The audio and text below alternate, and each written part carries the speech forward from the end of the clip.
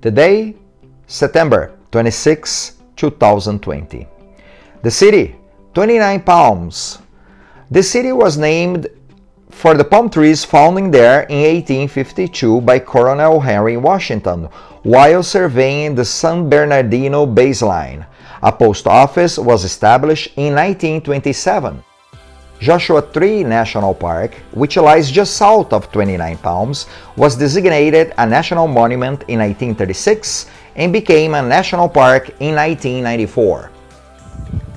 Hello folks, I'm Daniel Nobre. This is Joshua Tree National Park. I'm visiting right now. Today's my birthday and I decided to come here because today the national parks are all free in the US. So I came here and as you see, a lot of rocks, a lot of Joshua trees in this gorgeous park. I hope you guys enjoyed this adventure with me and stick around.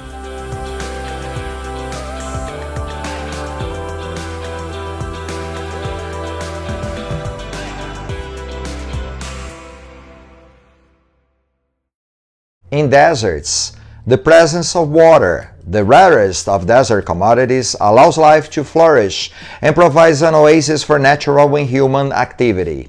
The Oasis of Mara is a cornerstone of the Joshua Tree National Park story. The oasis was first settled by the Serrano, who call it Mara, meaning the place of little springs and much grass. Legend holds they came to the oasis because a medicine man told them it was a good place to live and they would have many baby boys. The medicine man instructed them to plant a palm tree each time a boy was born. In the first year, the Serrano planted 29 palm trees at the oasis. The palms also provided the Serrano with food, clothing, cooking, implements, and housing. In addition, the palms are habitat for a wide variety of desert creatures, from colorful orioles to the palm-boring beetle. Known as the park namesake, the Joshua tree, Yucca brevifolia, is a member of the agave family. Until recently, it was considered a giant member of the lily family, but DNA studies led to the division of that formerly huge family into 40 distinct plant families. Like the California fan palm, Washingtonia filifera, the Joshua tree is a monocot in the subgroup of flowering plants that also includes grasses and orchids. Don't confuse the Joshua tree with the Mojave yucca, Yucca scidigera. This close relative can be distinguished by its longer, wider leaves and fibrous threads curling along the leaf margins. Both types of yuccas can be seen growing together in the park. The Joshua tree provides a good indicator that you are in the Mojave Desert, but you may also find it growing next to a saguaro cactus in the Sonoran Desert in western Arizona or mixed with pines in the San Bernardino Mountains. A friendly reminder about the weather: do not visit this park during the summer. It's brutally hot and you cannot get out of your vehicle. It's just too much. Also, the winter can get very cold. So for me, the best is between September, October, November, and then again between the months of March, April, and May. And if there is an iconic rock, definitely Skull Rock has the title. It is a must. It is a paradise of selfies, and everybody wants to take a souvenir from the visit here at Joshua Tree National Park, and when you visit you must stop and take your picture here. A little bit of geology. The park's oldest rocks, Pinto's gneiss, among them are 1.7 billion years old. They are exposed in places on the park's surface and the Cottonwood, Pinto, and Eagle Mountains. Much later, from 250 to 75 million years ago, tectonic plate movements forced volcanic material toward the surface at this location and formed granites, including Monzo granite, common to the waterland of rocks. Erosion eventually exposed the harder rocks, gneiss and granite, in the uplands and reduced the softer rocks to debris that filled the canyons and bases between the ranges. The debris moved by gravity and water formed alluvial fans at the mouths of the canyons and the bajadas, where the alluvial fans overlapped. The rock formations of Joshua Tree National Park owe their shape partly to groundwater, which filtered through the ruggedly rectangular joints of monzonite and eroded the corners and the edges of blocks of stone, and to the flash floods, which washed away, covering ground and left piles of rounded boulders.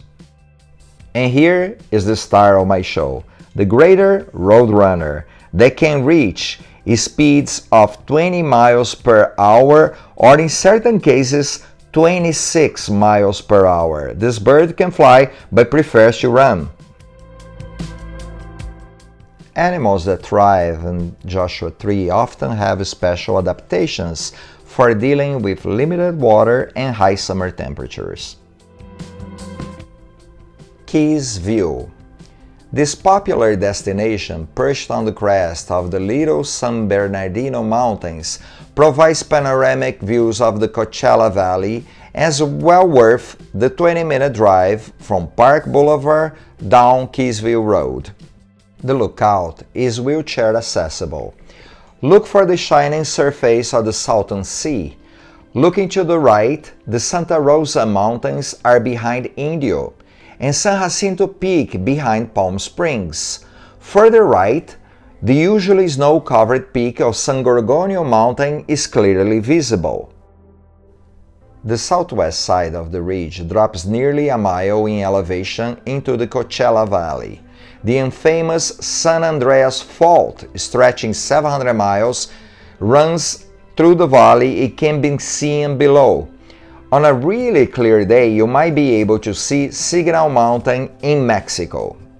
Today we enjoy this yucca for its grotesque appearance, a surprising sight in the landscape of biological interest. The Joshua tree's life cycle begins with the rare germination of a seed. Its survival depends upon well-timed rains.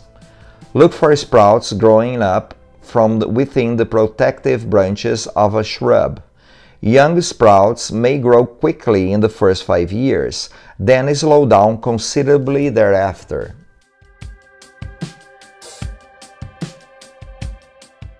The Barker Dam Trail Loop is an easy 1.1 mile with minimal elevation gain.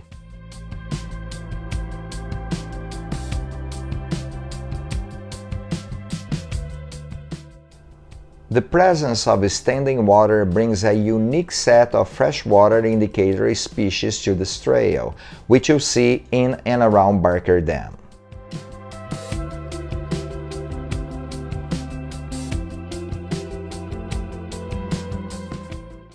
Judging the age of a Joshua tree is challenging.